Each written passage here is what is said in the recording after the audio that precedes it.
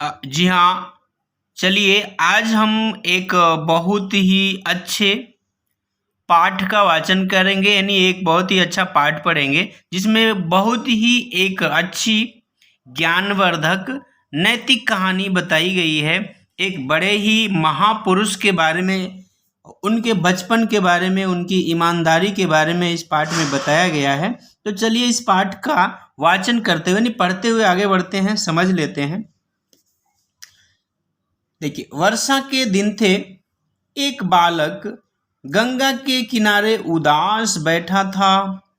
उसे नदी पार जाना था, किंतु नाव वाले को देने के लिए उसके पास पैसे नहीं थे। उस लड़के के कई मित्र नाव में बैठे हुए थे। वे बोले, तू चुपचाप नाव में बैठ जा, नाव वाले को पता भी नहीं चलेगा। स्वाभिमानी बालक ने कहा, नहीं, मैं चोरी नहीं करूंगा। दूसरे लोगों ने भी कहा, बच्चे नाव में बैठ जा, तेरे पैसे हम दे देंगे। बालक ने कहा, धन्यवाद। वह किसी का एहसान भी नहीं लेना चाहता था। यानी बच्चे ने सभी को, इन लोगों को कह दिया धन्यवाद, क्योंकि वो ये नहीं चाहता था कि वो किसी का एहसान ले, कोई उसकी मदद करे। वो ऐसी बात पसंद नहीं करता था। नाव चली गई और बालक किनारे पर अकेला रह गया। धीरे धीरे शाम होने लगी। आखिर उसने अपने कपड़े उतारे, फिर उन्हें अपनी पीठ पर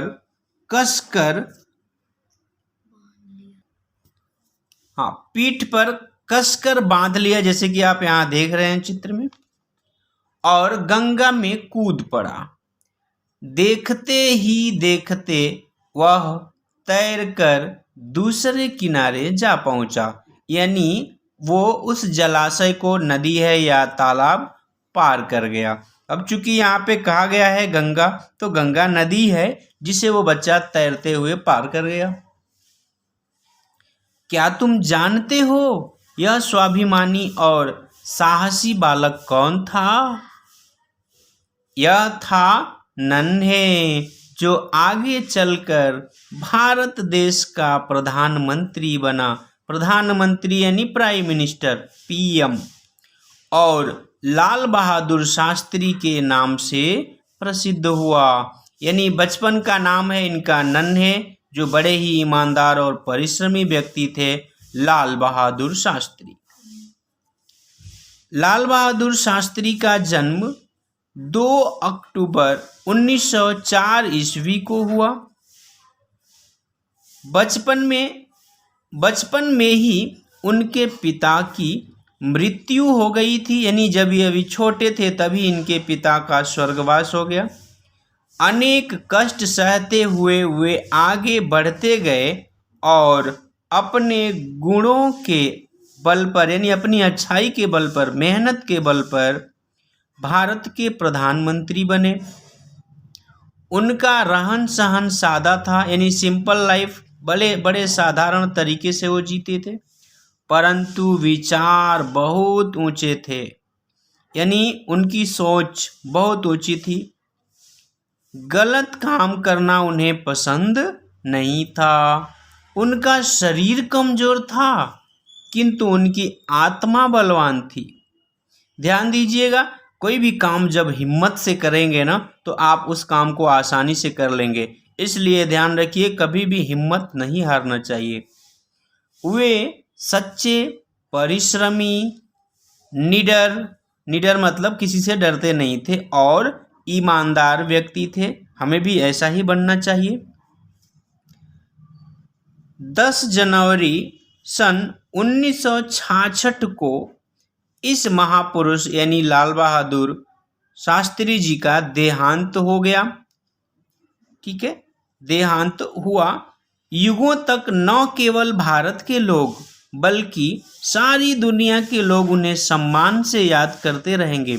यानी अभी नहीं, कई युगों युगों तक अर्थात जब तक धरती है, लाल बहादुर शास्त्री जी का नाम लिया जाता रहेगा। उन्होंने देश को एक नारा दिया था, यानी स्लोगन। उन्होंने क्या नारा दिया था?